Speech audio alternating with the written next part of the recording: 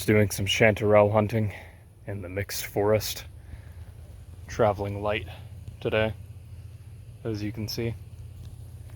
Got a machete, and that's about it. And I obviously have a knife, but anyways, already found some.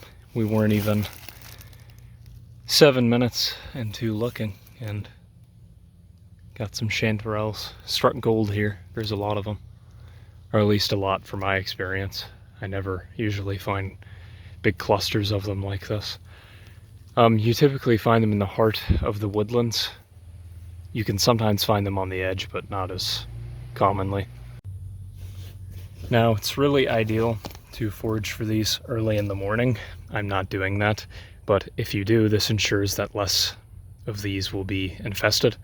Especially oyster mushrooms are very attractive to fly infestation.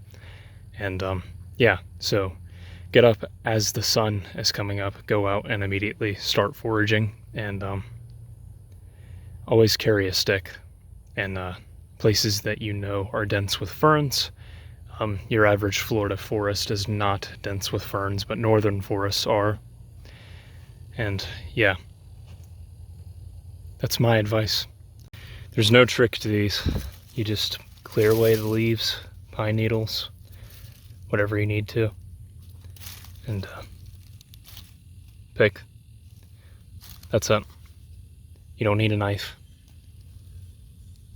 It's usually your bigger mushrooms, and this is especially the case with oyster, that are infested, and this one was, so I sacrificed it to cut it open and say that if you're ever concerned whether you're picking chanterelle, it should be white on the inside, like this. Converting into more pine here, as you can see, and this is never ideal for foraging mushrooms. For the most part, at least chanterelles and oysters. You're going to find oyster mushrooms hugging dead trees more often than not, like dead oaks. Chanterelles will more than likely be found on the ground, and this is a very thick litter layer since it's coniferous, and you're not going to find any chanterelles, or at least it's highly unlikely. So always stay in the more broad-leaved side of things. I would say deciduous, but this is overwhelmingly live oak, and that is an evergreen.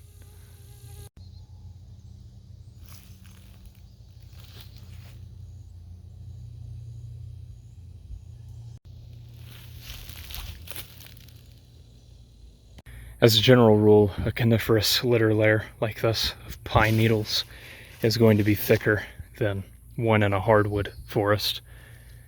Something you have to be careful about when you approach extra thick litter layers like this is that there are hornet nests in the ground, and they're commonly yellow jackets. Yes, yellow jackets do nest in the air, but they also nest in the ground, and I have been attacked by a whole nest of them. It was a long time ago, but I will certainly not forget that experience. It was not very awesome, as Lars would say. I'm traveling light since I'm near home, and I figured this would be a good choice of rucksack to use, since I don't need to carry much.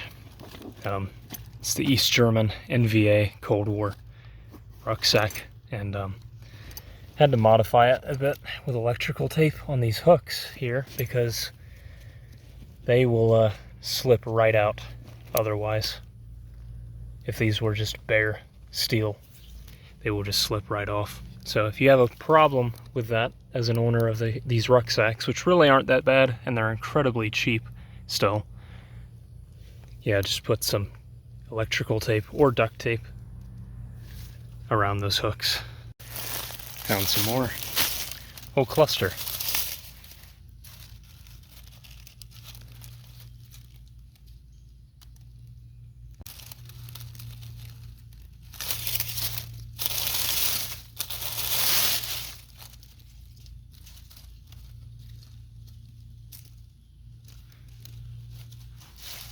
So already, I mean, that's more than one serving for me.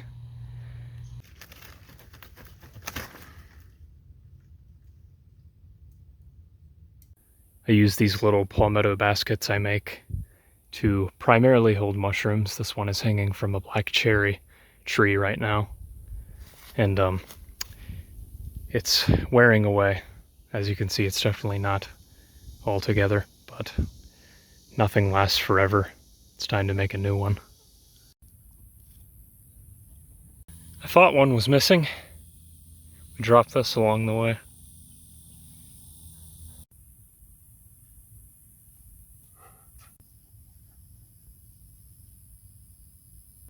I went with a slightly different design with this. I actually have a handle that you don't have to adjust. The other one hung, like you carry it up here and it just hangs, and you kept having to constantly readjust it, including when you hung it from a tree. So this you can just carry like that and put everything here and level it out like this.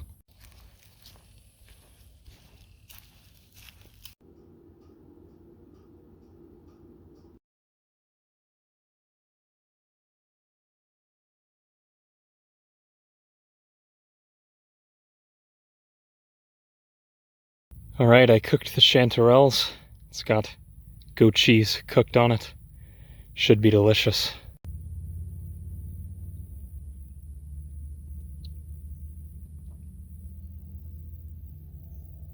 Oh yeah, that's great.